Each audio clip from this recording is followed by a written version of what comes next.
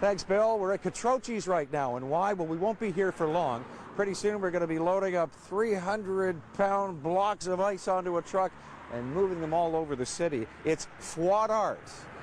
Art encased in ice, positioned all over the limestone city, all part of a great project put together by artists in the area. We'll speak to one of those participating artists, David Dossett, to learn more about this incredible project. That and more coming up on the WS Daily. Stay tuned. If there was a problem, yo, I'll solve it. Check out the hook when my DJ revolves it. Ice, ice, baby. You know it. Come on. Ice, ice, baby. Thanks, Bill. The WS Daily at Catrochi's right now, but that's not where we're going to stop. Later on, we've got some deliveries to make, don't we? We've got artist David Dossett here with me, one of the coordinators behind Froid'Art, Art on Ice. Maybe you can explain to us, David, what this project is all about. Well, the idea popped into my head in November. My wife likes to walk around with her colleagues from work to get exercise, through the winter. And there really wasn't too much to see because all the lights have gone in and everything's kind of folded up. So I thought, well, it'd be nice to have some interesting things around town to look at. So I came up with this idea of an outside art exhibit. And the basic idea is picture a paperweight with art inside. Now imagine that as a 300-pound block of ice, 20 by 40, sitting on a lawn. So I thought, well, let's see if this will work. So I put one up in front of my house. It's quite a long process, but it was up there it's been up there since January 1st. And I invited my friends, artists and others to participate, and they got on board, and here they are now, and we're setting it up all over town. There will be 12. It's funny how just this little idea can just grow so quickly too. You've got the attention of many people, Yeah. including the downtown business improvement area. They're actually, they like this idea so much they want one of the pieces of work at FabFest this year. Yeah, it's really exciting when a little idea like this that started in November just takes off.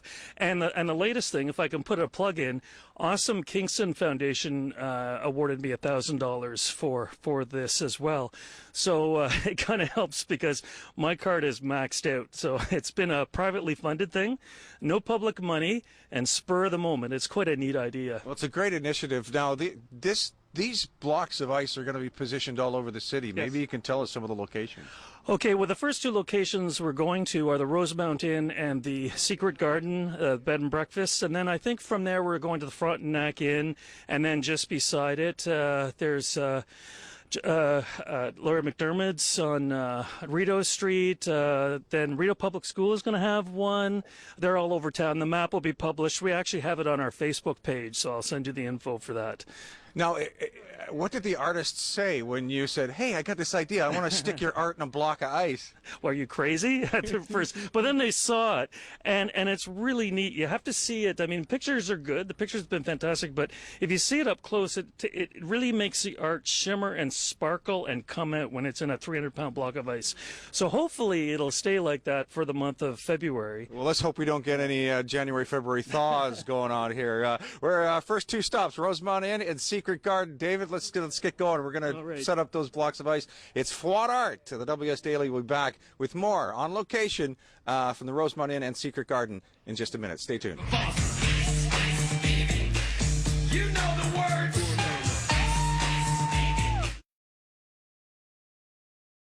If there was a problem, yo, I'll solve it. Check out the hook when my DJ revolves it. Ice, ice, baby. You know it. Come on. Thanks, Bill. The WS Daily on the front steps of the Secret Garden on Sydenham Street South as the adventure continues. Froid'Art, art submerged in ice and displayed all over the city. This is the very first installation, and joining me now we have the very first artist. And your name, ma'am? Jessica Rivera-Belsham. And you work in what appears to be, because it's submerged in ice here, like it looks like stained glass. What is it? What is your medium? Actually, I have multi-mediums, but that was inspiration because I did a stained glass work for my mother, and so I used that for this piece as well. Yeah. And is that so? What other types of works do you do besides this? I primarily I paint, I draw. Mainly, I'm a musician. I do a lot of drumming in the community. Yeah, so just like jewelry and So is this like what is the substance you use to build it? It's hard to tell. It's submerged in ice. Is this like a Mylar or what is it? Yeah, actually, David set the parameter, so it's just Mylar with, and I use just Sharpie markers. So yeah, it's It's amazing what Mylar with markers can look like once you put it in a block of ice. That's 300 pounds of ice behind us here that your artist submerged in. When David came to you with this brilliant idea, what was your first reaction? Instantly, I was really excited to be a part of it because I met David through the street art festival that happened last year, and just having the public art itself is something wonderful that's going on in the community. So this idea of having it during the winter and with the ice block, it was just I just signed up right away. Yeah. There's so many different locations too. Step forward here. I want to talk to you guys as well. You are all artists involved in this project. Maybe you can just your name. My name is Lorraine Seguin.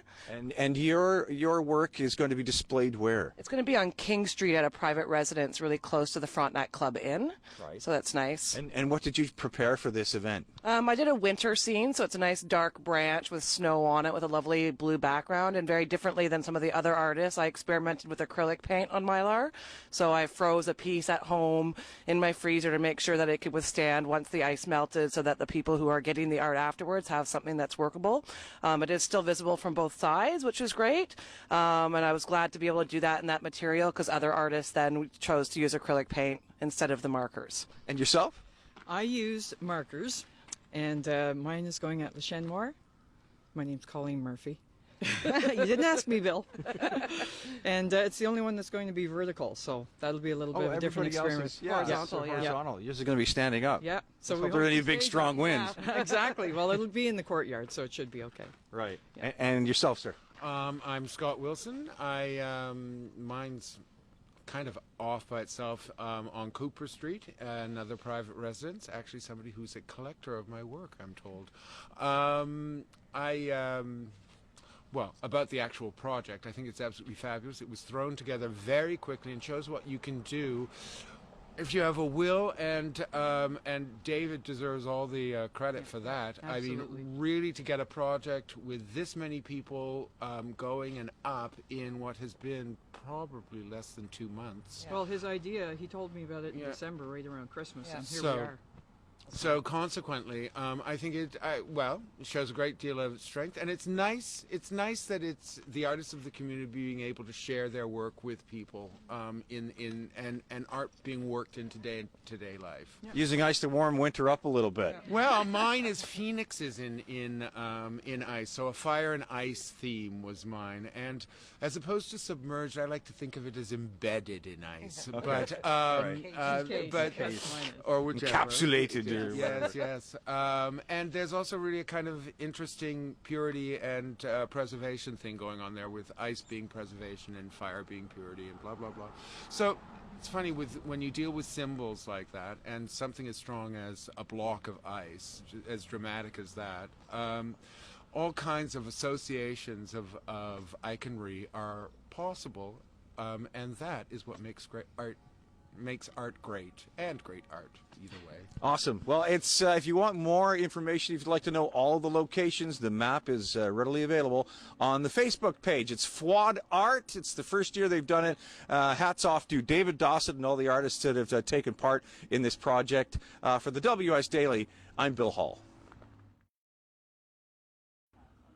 Thanks, Bill. Yes, it was a lot of fun following David Dawson and the other artists around, the artists participating in Froid'Art, art in ice. It's going to be on for a while, well, as long as the ice doesn't melt. Even the DBIA are in picking up a nice piece of artwork for their Feb Fest this year. It's the first year, and it's caught on like wildfire. And we're hoping they'll do it again next year. If you want more details and information and a nice little map to find out where all the beautiful art is displayed across the city, then go to the Facebook page. It is Froid'Art. For the WS Daily, I'm Bill Hall.